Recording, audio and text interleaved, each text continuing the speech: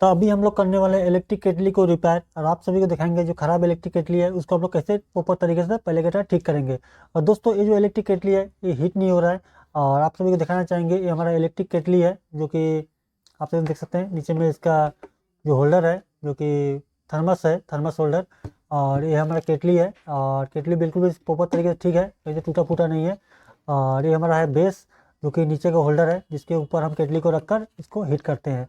और दोस्तों सबसे पहले आपको केटली ठीक करने से पहले आपको देखना पड़ेगा जो इसका बेस है जो कि इसमें जो होल्डर है, इस होल्डर में कभी क्या होता है, इस यहाँ पर देख सकते हैं आप दो पत्ती होता है जो कि एक न्यूट्रल और एक फेस का दो पत्ती होता है होल्डर के अंदर में। कभी कभी क्या होता है इसमें कार्बन होने के कारण ये जो केटली है वो यहाँ पर कनेक्शन डिस्कनेक्ट हो जाता है। और कुछ टाइम में जो होल्डर है ये कभी कभी होल्डर भी खराब हो जाने के कारण आपको प्रॉपर तरीके से केटली में करंट आ नहीं पाता है, इसके लिए ये जो केटली है हीट नहीं होता है। तो हमको ध्यान में रखना पड़ेगा। और इस केस में हमारा भी जो केटली है इसका जो नीचे का जो जो होल्डर है इसमें बिल्कुल भी प्रॉपर तरीके से ठीक है। और पहले हमको इसको वोल्टेज चेक करना पड़ेगा, जो इसमें वोल्टेज जो है वो प्रॉपर तरीके से इसके केबल से यहाँ पर आ रहा है कि नहीं आ रहा है। तो सबसे पहले चलिए इसमें हम लोग एसी करंट दे देंगे। सबसे पहले इसमें एसी करंट देना है, और देने के बाद में यहाँ पर जो तो पत्ती दिख रहा है इसको हम लोग वोल्टेज को मल्टीमीटर के थ्रू से मापेंगे, वोल्टेज प्रॉपर तरीके से आ रहा है कि नहीं आ रहा है। तो हम इस मल्टीमीटर को हम यहाँ पर रख लेंगे, और इसको हम 250 पे सेट करेंगे, 250 पे एसी। और ये जो यहाँ पर हमारा दो क्रोप है इसको हम लोग क्या करेंगे यहाँ पर टच करेंगे। तो चलिए टच करके देखते हैं इसमें कितना वोल्टेज आ रहा है अंदर में। चलिए हम स्विच को दे लेते हैं, पहले स्विच दिया हुआ नहीं था।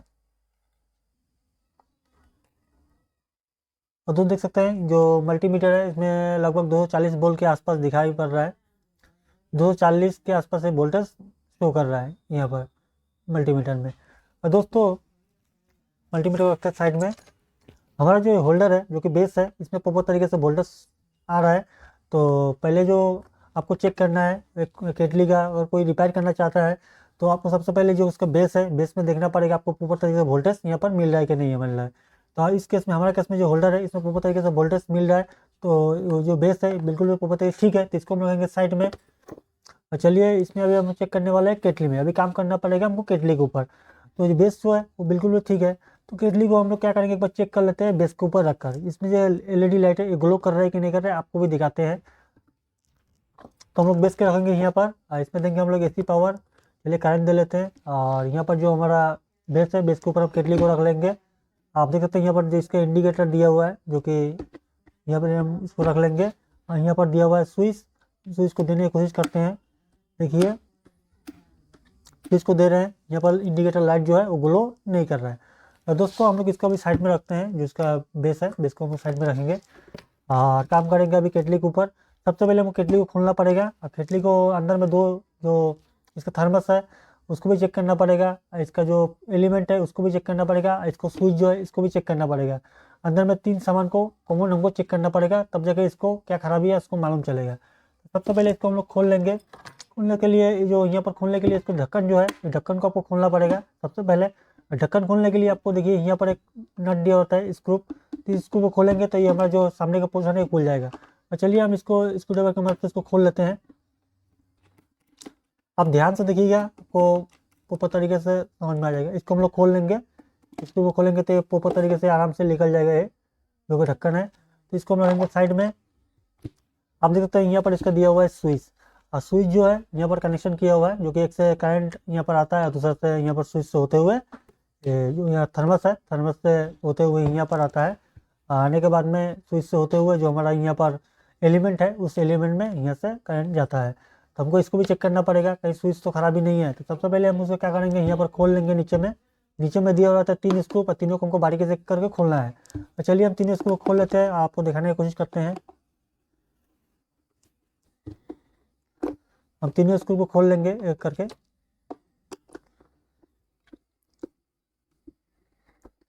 तीनों स्क्रू खोल लेते हैं, दो स्क्रू खोल चुका है और एक स्क्रू भी खोल लेते हैं।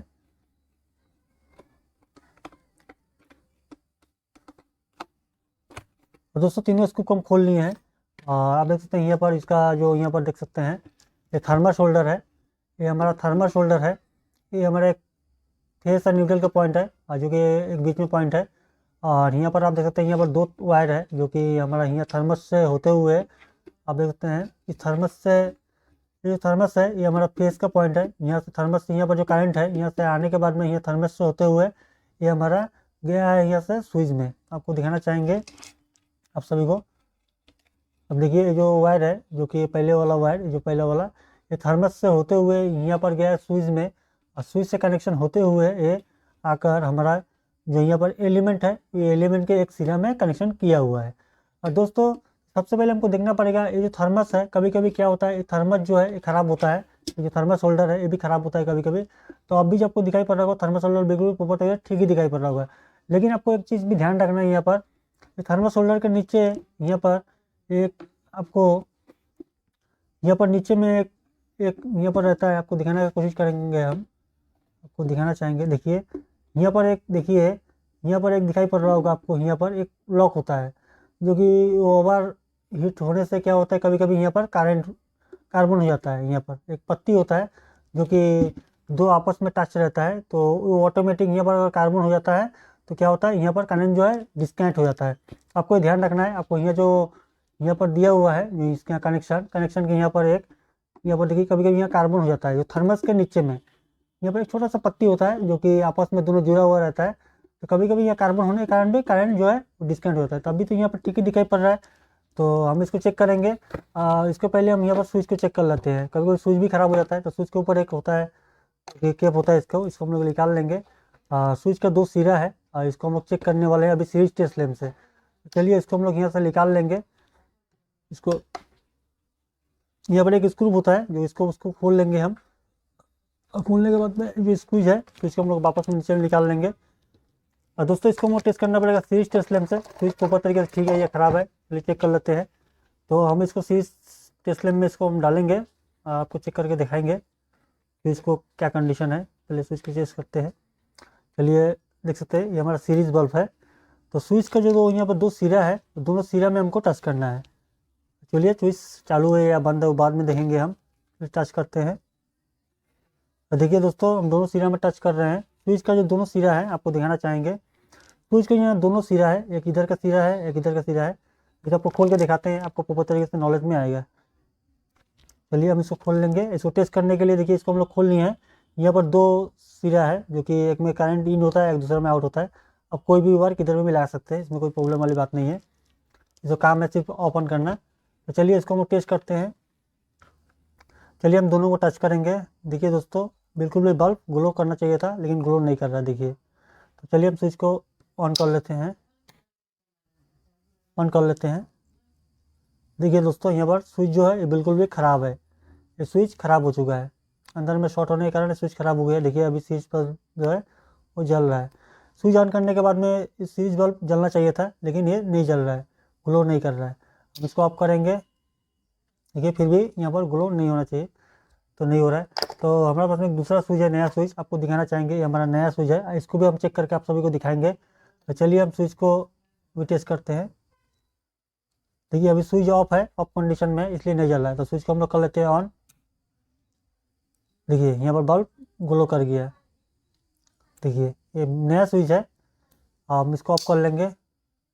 अब टच चेक करते हैं। देखिए करंट जो है ये डिस्कनेक्ट हो चुका है। चलिए फिर से वापस से ऑन कर लेते हैं। देखिए ये स्विच जो है प्रॉपर तरीके से ठीक है। दोस्तों हम स्विच टेस्ट लैंप की मदद से कैसे चेक करना है आप सभी को हम दिखाया, तो इसको हम लोग कैसे चेक कर सकते हैं। और चलिए इसको हम लोग रखते हैं साइड में, और इसको हम लोग ऑफ कर लेंगे। तो दोस्तों इसका स्विच है ये ख़राब हो चुका है। स्विच को हम देखते हैं कहाँ रख दिए, यहाँ पर है। ये स्विच जो है ये अंदर में जो इसका लुक है जो कि कार्बन हो चुका है, आप देख सकते हैं इसके अंदर में यहाँ पर कार्बन हो गया है। इसके कारण ये क्या हुआ है, ये काम नहीं कर रहा ठीक से, शॉर्ट हो चुका है। तो अभी हम लोग इसको क्या करेंगे, स्विच को चेंज करेंगे। ये स्विच नया स्विच है, इसके शो में फिटिंग करते हैं। अब फिटिंग करके आप सभी को दिखाना चाहेंगे कैसे फिटिंग करना है। तो स्विच को हम यहाँ पर क्या करेंगे, दो यहाँ पर जो पुचिंग क्लिप होता है दो, तो दोनों पिचिंग क्लिप को डाल देना है इसके अंदर। चलिए इसको डाल लेते हैं, और दूसरा वाला को भी डाल लेंगे। और डालने के बाद में स्विच को क्या करेंगे, हम यहाँ पर जगह सिक रख देंगे। चलिए इसको हम लोग यहाँ से रख देते हैं जगह सिक। चलिए इसको लॉक होता है यहाँ पर, लॉक में बजा लेंगे।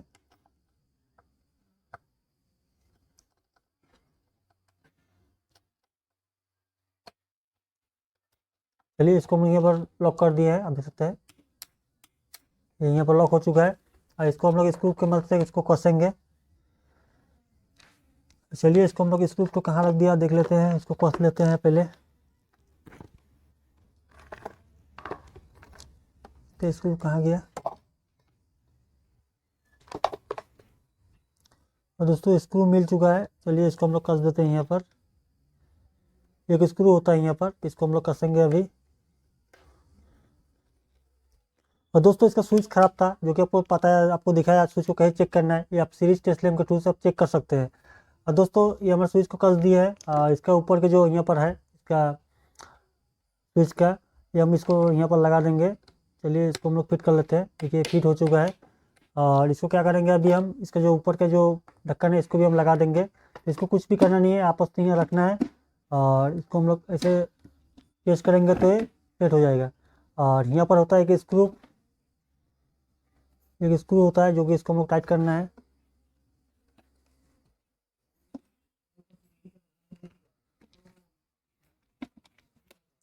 चलिए इसको हम लोग कस लेंगे पहले स्क्रू को।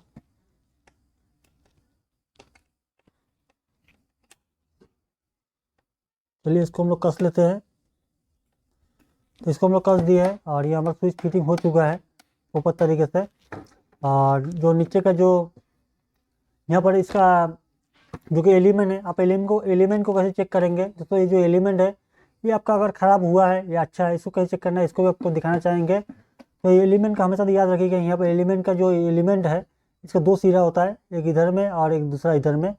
आप देख सकते हैं यहाँ पर एक सिरा है और दूसरा सिरा यहाँ पर है, और जो कि दोनों यहाँ पर कनेक्शन किया हुआ है वायर के थ्रू से। क्योंकि एक के साथ में स्विच के साथ कनेक्शन किया हुआ है और एक एलईडी बल्ब के साथ कनेक्शन किया हुआ है, और दूसरा वाला एलिमेंट के तार जो है वो भी कनेक्शन इधर से, जो कि थर्मस होल्डर है इसके साथ में कनेक्शन किया हुआ है। तो दोनों जो एलिमेंट का सिरा है इसमें हमको सीरीज के थ्रू से चेक करना है, और दोनों एलिमेंट का जो सिरा है इसमें हमको सीरीज का जो तार है उसको हमको टच करना है। तो चलिए आपको हम टच करके दिखाते हैं और इसको चेक करके बताते हैं।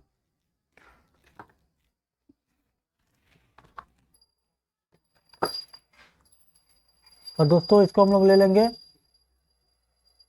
और यहाँ पर हम इसको क्या करेंगे, टच करेंगे। देखिए सीरीज बल्ब जल रहा है और एलिमेंट का जो दोनों सिरा है, दोनों सिरा में हमको टच करना है। देखिए